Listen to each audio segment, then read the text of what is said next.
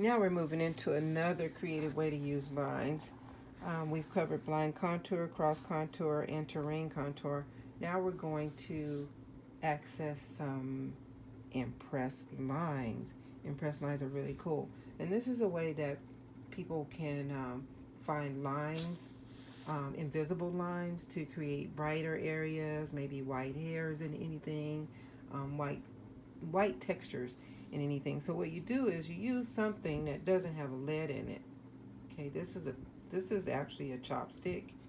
I was going to use my hemostat, but I found a chopstick, so I'll go ahead and use a chopstick to get started with. So I'm going to do something really simple.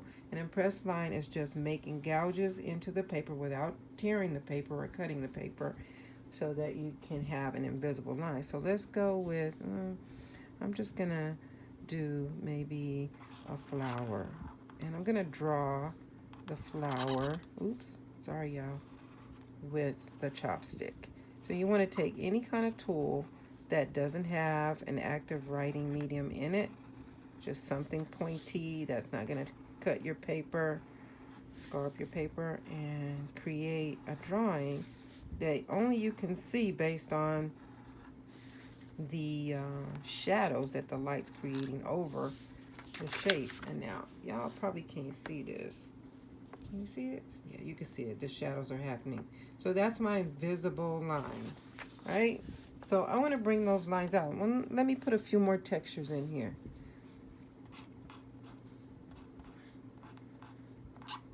Oops. Kind of noisy. And put some dots in here to represent the seeds. And then I'm going to put maybe a stem and a leaf and another leaf.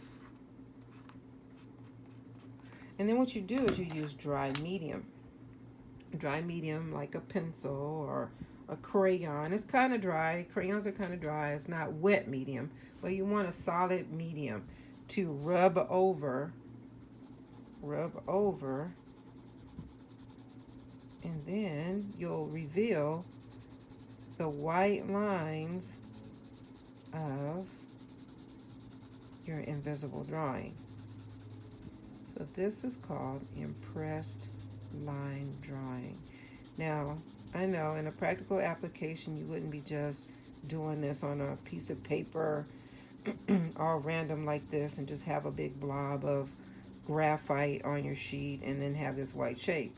You use this technique in any of your projects that require some white lines. You incorporate that in your plan. If you are drawing a face and you have white whiskers, you draw your face, you do all your details about your face and everything, but you include white lines, white impressed lines to value over when you get to your valuing stage.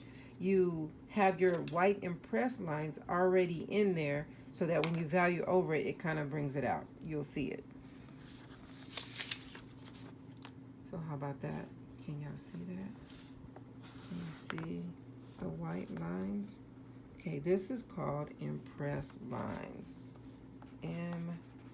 Impressed line. And this is a contour as well. All right, so that is this way of doing it. Now there's another way I want to show you of doing impressed line contour drawing. I have another sheet of paper here, okay, and I just folded it. I want to show you that if you happen to draw, I'm going to do the same flower.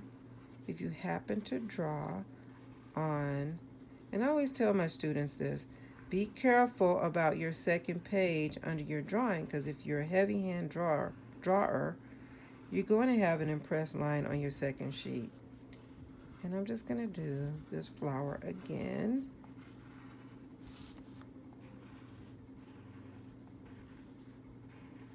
Alright. And I'm going to show you that even if you feel like you need to have a solid drawing as you're doing an impressed line piece of artwork, you can do an actual drawing. I don't want to give my secrets away yet. Hold on. I know my leaves look a little weird, but these are my leaves. Okay, so now I have that drawing on this sheet, right? But guess what? Voila! I also have it on the second sheet, and it's really, really faint right now. Maybe I should have used a harder pencil, but it's really faint. But I'm hoping that I can pull out the impression that I made on the second sheet. I might be able to pull out some of it. The first way that I showed you with a stylus or something that does not have a drawing medium in it is probably far most the best way, because you can go directly into the paper and gouge out what you want to gouge out as you're drawing. So this way can be more effective if I was pressing harder. You can barely see my drawing, right? So if I was pressing harder or used a harder pencil, that would have transferred onto this second sheet. Right now it's very, very faint.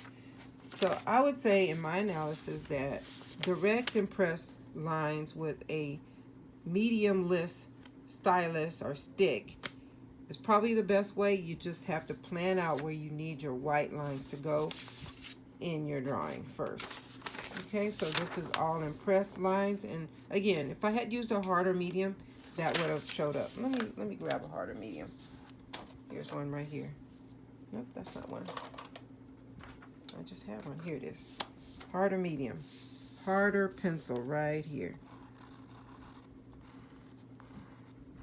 I'm just going to do the flower for this one. And I'm pressing pretty hard, okay? But I want to be able to see my artwork. That's why I'm going to use pencil directly on the paper. My second sheet will be my impressed line art. So let's see what happens with the harder medium.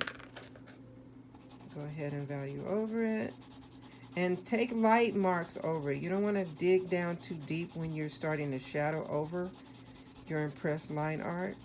You don't want to lose it by pressing in graphite or charcoal or crayons into your impressed line area. And now, guess what? I can see it better. Can you see it better? It's a little better.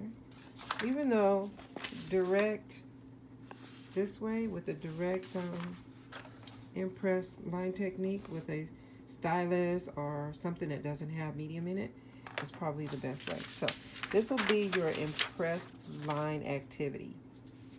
And we'll come back for the next one.